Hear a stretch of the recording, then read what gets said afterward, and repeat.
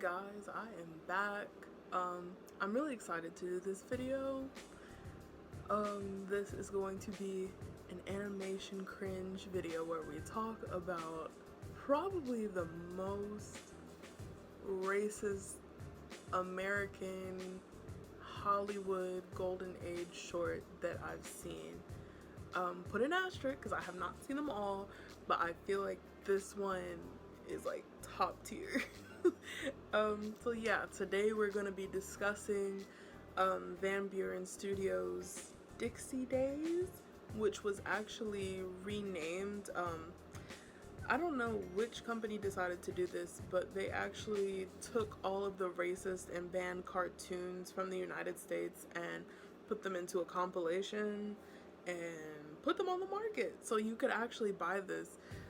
I think currently whoever the seller is on Amazon, they like ran out, so I can tell you like how popular racism is in this country, where they run out of the racist content because everybody's buying it up. So yeah, we're gonna be looking at Van Beuren's Dixie Days. Van Beuren's Dixie Days was released in 1930 under the direction of Manny Davis and John Foster. The producers on this cartoon were Paul Terry, who you all may know from Terry Toons. He created various characters, but I think the most popular would probably be like Farmer Alfalfa. And the other producer was Amity J. Van Beuren. The plot of this cartoon, there was some variation of Harriet Beecher Stowe's novel Uncle Tom's Cabin, which occurred later in the film, but for the most part, the beginning of the short was just like slave antics and blackface scenes. So I would say like it's a semi-comedy retelling of Stowe's novel amidst the slave antics, and it includes blackface, degrading jokes about slavery, and dehumanizing treatment of black caricatures. So Van Beuren Studios was probably one of the major like mainstream cartoon studios during the 20s and 30s. They produced a lot of silent shorts. Their most popular like series was Aesop's Fables, which is one of my favorites because it sort of follows the strategy of a story that retells a story. If you know anything about Walt Disney, you know that this is sort of what he did, especially like with his animated films. There would basically be like a story of a story. I also did want to discuss the cultural context of Harriet Beecher Stowe's novel Uncle Tom's Cabin. Now, have I read this? No. Have I read part of it? I've read like the first section of the first chapter and I couldn't. I honestly could not stand it. And the irony is that Stowe's novels sought to tell the tale of the abuse and trauma that an old slave, Uncle Tom, was facing. And this novel was considered like pro-abolition for its time. So the problem is that like people, especially people in entertainment and vaudeville, caught wind of this story, they read it, and then they produced these plays that retold Uncle Tom's Cabin, but in a way that was degrading, humiliating, and totally removed the pro-abolition sentiments that were in the original novel. It just turns into some warped, romanticized version of the story that promotes slavery, 1, degrades black people, 2, uses blackface, 3, and then finally just completely dismisses like the message that was supposed to be in that novel. If you're talking about the golden age of animation in the United States, what you're gonna be seeing from like back to the beginning, so maybe let's say about like 1915-ish, all the way to about 1950, late 1940s, what you're gonna be seeing is different studios who come out with their version of Uncle Tom's Cabin. Walt Disney's Mickey's Melodrama, Merry Melodies has their version of Uncle Tom's Cabin. Uncle Tom's Cabin really did have some type of cultural impact on the golden age of Hollywood animation, as did minstrelsy and blackface, and all of them sort of go together hand in hand when you're talking about these shorts. What I wanted to do with this particular cartoon is critique the animation, critique the story and the plot, and then discuss the themes. I'll also be referencing Christopher P. Lemon's The Colored Cartoon, as well as another book that I'm reading called The Birth of an Industry, Blackface Minstrelsy and the Rise of American Animation by Nicholas Salmon. As much as people try to dismiss the fact that a lot of these classic characters were based off of like a blackface blueprint, there's no dismissing it. I'm gonna go ahead and give a rundown of the short.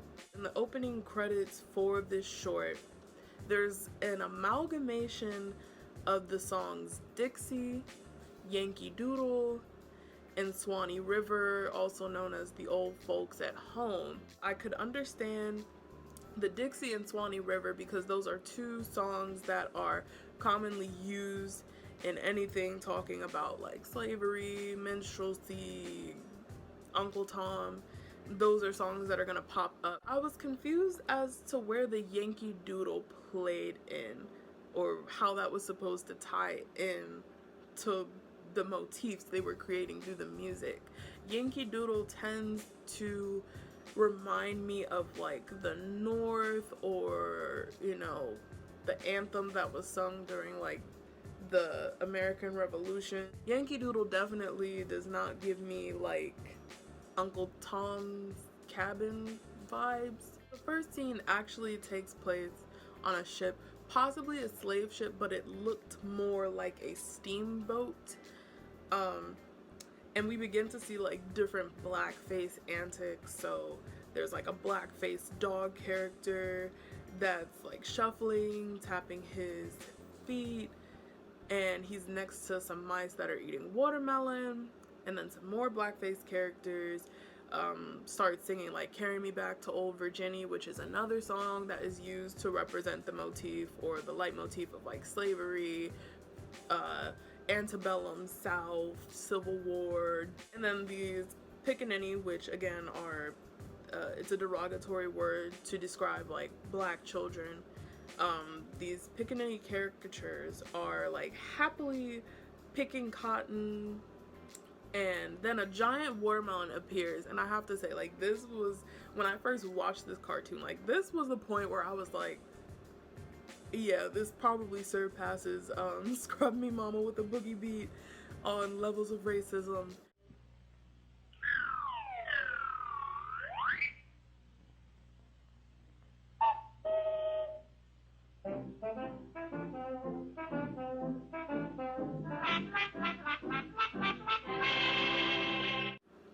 It was probably one of the most disturbing things I've ever seen in my life. And the scene moves on, and we see that there are some more slaves picking cotton, and one slave is like loading the cotton onto his back, and then somebody has to pick him up and put him on the back of another slave.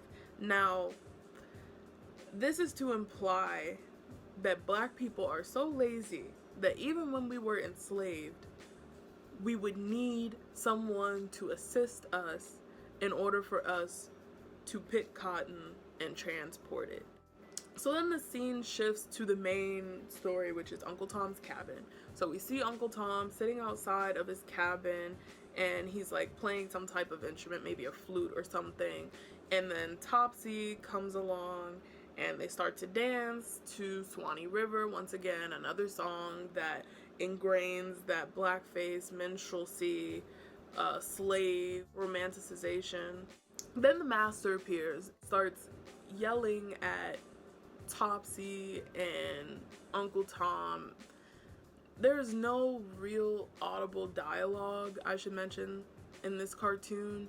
Most of the story is conveyed through music. The scene cuts from that, and it starts to show this line of slave caricatures that are shackled and chained up, marching to the prison song while the slaves are just skipping all happily to the auction block. The slaves begin auditioning to be bought.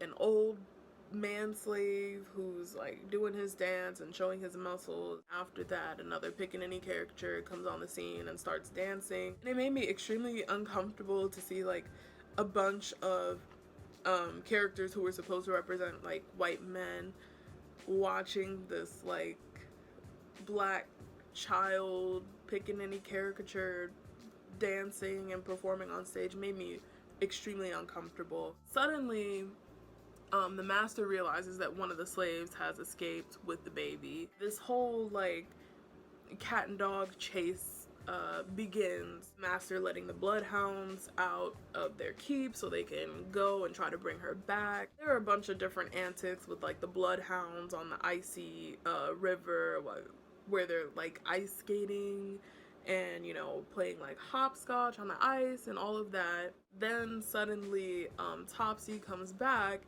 and asks Uncle Tom to help save the runaway slave. She finds him polishing his ball chain. Very weird, very disturbing. He goes and eventually helps them, you know, and after that occurs, we are taken to like the ending of this performance or whatever, where all of the cast of Uncle Tom's Cabin starts singing I Wish I Were in Dixie. After they finish the song, a chicken appears on the screen and all of the characters like go to chase the chicken. In terms of animation, this was awful animation. I feel like they sort of slapped everything together. They relied heavily on gags and racist jokes in order to push the story. Grotesque is the word I would use. Themes in this short, definitely slavery, but slavery in the sense of portraying slavery as what Booker T. Washington would say, something that, you know, everybody got something positive out of it. There's definitely that theme of like slavery that's oversaturated with comedy to the point of it doesn't even resemble the slavery that we know today that the United States was built and founded on. As I mentioned before, I do like discussing the music choice and analyzing the music choice that's used in these cartoons. Most of the music used in this cartoon was some type of antebellum pro-slavery music / minstrel music. That's to reinforce all of these different leitmotifs about slavery being fun and exciting and entertaining. If you were someone who was in the South who could afford to go to the movie theater and you were white and you watched this, you would never believe that, you know, slavery was an atrocity against black people in this country. You would think that, you know, it was just something lighthearted and fun. Perhaps there were a few bad apples in there, you know, but it couldn't have done that much damage because look, these characters are hopping, jumping, skipping on screen while picking cotton. And then we have a lot of stereotypes and tropes in this cartoon. The main ones being black people love watermelon, black people always like to chase chickens, black people are lazy, and slavery wasn't that serious. In conclusion, this cartoon just seemed like a waste of space. Of all of the shorts that the Van Buren Company and Paul Terry came out with prior to this, it almost makes me question the integrity of that company that they had to stoop so low and create filth. This is probably the worst cartoon that I've ever seen in terms of animation, in terms of plot. It's also probably the most racist American Golden Age Hollywood cartoon that I've seen. So yeah, those were my thoughts about this cartoon. I'll also link the video in the description below so you can watch it. And I mean, comment what you thought the worst part of this mess was to you, because I know there were a bunch, but the watermelon with the blackface character just popping up like that really freaked me out. Thank you guys for watching. If you like content like this, make sure to subscribe, like, comment. Also, you can email me any suggestions that you have or want me to talk about. I have a lot of things on my list that I have to get through, so bear with me. And yeah, I will see you guys in the next video.